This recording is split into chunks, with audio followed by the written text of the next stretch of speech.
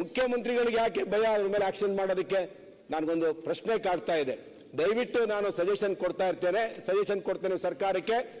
ಮುಖ್ಯಮಂತ್ರಿಗಳು ತಕ್ಷಣ ಯಾವ ಅಧಿಕಾರಿಗಳು ಕೆಪಿಎಸ್ಸಿಯಲ್ಲಿ ಚೇರ್ಮನ್ ಇರ್ಬೋದು, 16 ಜನ ಸದಸ್ಯರು ಇರ್ಬೋದು, ಇದು ಎಲ್ಲ ಸರ್ಕಾರಗಳಿದ್ದಾಗ ಗೋಳಿಷ್ಟೇ. ಅವ್ರನ್ನ ಹಿಂಬಾಲಕರನ್ನ ನಾಮಿನೇಷನ್ ಮಾಡೋದು, ಅವ್ರ ಚೇಲಾಗಳನ್ನ ನಾಮಿನೇಷನ್ ಮಾಡುವಂಥದ್ದು, ಚೇರ್ಮನ್ಗಳನ್ನ ಈ ಚೇಲಾಗಳನ್ನ ನಾಮಿನೇಷನ್ ಮಾಡುವಂಥದ್ದು ಯಾವುದೇ ಸರ್ಕಾರ ಬಂದರೂ ಮಾಡಬಾರ್ದು. ಡೈರೆಕ್ಟರ್ಗಳನ್ನ, ಪ್ರಾಮಾಣಿಕವಾಗಿರುವಂತವ್ರನ್ನ, ನಿಷ್ಠಾವಂತರನ್ನ ಆಯ್ಕೆ ಮಾಡಿದ್ರೆ ಈ ಸಮಸ್ಯೆ ಬರ್ತಾ ಇರಲಿಲ್ಲ. ಅದರಿಂದ ನಾನು ಸರ್ಕಾರಕ್ಕೆ ಸಜೆಷನ್ ಮಾಡ್ತೇನೆ, ಮಾನ್ಯ ಮುಖ್ಯಮಂತ್ರಿಗಳು ಇದನ್ನ ಸ್ವಚ್ಛ ಕ್ಲೀನ್ ಕೆಪಿಎಸ್ಸಿ ಮಾಡಬೇಕು, ಮತ್ತೆ ಇದನ್ನ ಬಂದ್ ಮಾಡಬೇಕು. ಆಗಿಲ್ಲ, ಸ್ವಚ್ಛ ಮಾಡಕ್ಕಾಗಿಲ್ಲ ಅಂದ್ರೆ ಬಂದ್ ಮಾಡಬೇಕು.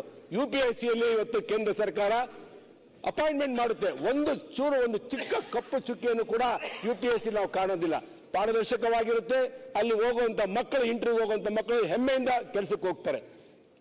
ಎಷ್ಟು ಸ್ಕ್ಯಾಮ್ಗಳು, ಒಂದ ಎರಡ? ಕಾಂಗ್ರೆಸ್ ಅಲ್ಲೂ ಇದೇಗಳು. ಕಾಂಗ್ರೆಸ್ ಪಕ್ಷ ಬಂದಾಗ್ಲೂ ನಾಮಿನೇಷನ್ ಮಾಡ್ಬೇಕಾದ್ರೆ ಚೇರ್ಮನ್ಗಳನ್ನ ಅವ್ರ ಹಿಂಬಾಲಕರನ್ನ ಮಾಡ್ತಾರೆ. ದಳದಲ್ಲಿ ಬಂದ್ರೆ ಅವ್ರ ಹಿಂಬಾಲಕರನ್ನ ಮಾಡಿದ್ದಾರೆ. ಕಾಂಗ್ರೆಸ್ ಬಿಜೆಪಿಯವರು ಬಂದ್ರೆ ಅವ್ರ ಹಿಂಬಾಲಕರು ಮಾಡ್ತಾರೆ. ಈ ಹಿಂಬಾಲಕರನ್ನ, ಈ ಚೇಲಾಗಳನ್ನ ನಾಮಿನೇಷನ್ ಮಾಡೋದನ್ನ, ಡೈರೆಕ್ಟರ್ಗಳನ್ನ, ಅಧ್ಯಕ್ಷರನ್ನ ಬಿಡಬೇಕು. ನಾನು ಇದೊಂದು ಎಲ್ಲ ಶಾಸಕರಿಗೆ ಹೇಳ್ತೇನೆ, ಈ ರೆಸಲ್ಯೂಷನ್ ಮಾಡಿ ಪ್ರಾಮಾಣಿಕವಾಗಿರುವಂತಹ ವ್ಯಕ್ತಿಗಳನ್ನ, ಡೈರೆಕ್ಟರ್ಗಳನ್ನ, ಚೇರ್ಮನ್ಗಳನ್ನ ಮಾಡಿದ್ರೆ ಮಾತ್ರ ಇದು ಸರಿ ಹೋಗುತ್ತೆ. ಇಲ್ಲ ಅಂತ ನಾವು ಎಷ್ಟೇ ಬಡ್ಕೊಂಡ್ರು ಯಾವಾಗಲೂ ನ್ಯಾಯ ಬಲಿಷ್ಠ ಪರನೇ ಇರುತ್ತೆ.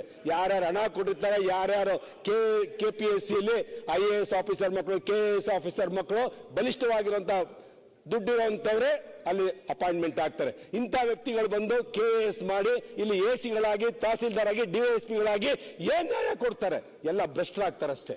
ಒಂದು ಸರ್ಕಾರ ಸ್ವಚ್ಛವಾಗಿರ್ಬೇಕು, ಒಳ್ಳೆ ಆಡಳಿತ ಕೊಡಬೇಕು ಅಂತ ಹೇಳಿದ್ರೆ ಕೆಪಿಎಸ್ಸಿಯಲ್ಲಿ ಆಯ್ಕೆ ಆಗುವಂತ ವ್ಯಕ್ತಿಗಳು ಪ್ರಾಮಾಣಿಕವಾಗಿರೋರು ಬಂದ್ರೆ ಮಾತ್ರ ಸಾಧ್ಯ ಅನ್ನೋದು ನನ್ನ ಸಜೆಷನ್. ಅದರಿಂದ ಮುಖ್ಯಮಂತ್ರಿಗಳು ಮರುಪರೀಕ್ಷೆಯನ್ನ ಮಾಡಬೇಕು.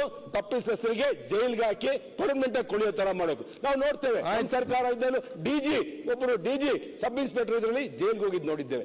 ಇದು ಸ್ಕ್ಯಾಮ್ಗಳು ನಡೀತಾನೆ ಇರ್ತವೆ, ನಾವಿಲ್ಲಿ ಮಾತಾಡ್ತಾನೆ ಇರ್ತೇವೆ, ಆದ್ರೆ ಸರ್ಕಾರ ಏನು ಕ್ರಮ ತಗೊಳ್ದಿಲ್ಲ. ರಾಜಾರೋಷವಾಗಿ ಇರ್ತಾರೆ ಸ್ಕ್ಯಾಮ್ ಮಾಡುವಂತ. ಕಾನೂನನ್ನು ತಂದು ಏನು ಕಾನ್ಸ್ಟಿಟ್ಯೂಷನಲ್ ಪವರ್ ಇದೆ ಅದ್ರ ಕಿತ್ತಾಕ್ಬೇಕು ಕೆಪಿಎಸ್ಸಿ ಫಸ್ಟ್. ನಾವು HK ಪಾಟೀಲ್ ನಾನು ವಿನಂತಿ ಮಾಡ್ತಾರೆ, ಬಿಲ್ ತಂದು ಚೇಂಜ್ ಮಾಡ್ರಿ. ಏನ್ ಸುಪ್ರೀಂ ಅಲ್ಲ, ಅಂತ ನಡೆಸ್ತೀರಾ ಇದನ್ನ.